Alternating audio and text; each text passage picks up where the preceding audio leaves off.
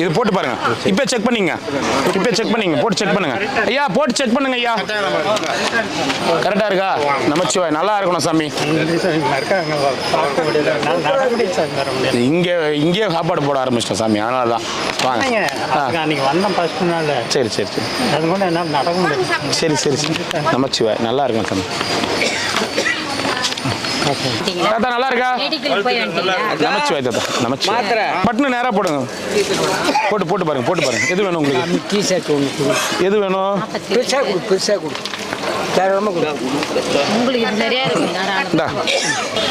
எது வேணும் ஐயா? டிஷர்ட்டு 40 கொடு. உண்ணாமலை அருளாலே மென்மேலும் வளர்ச்சி அடைந்து இன்னும் பல சிறப்புகள் செய்ய வாழ்த்துகிறோம். நமச்சிவாய். மெடிக்கல்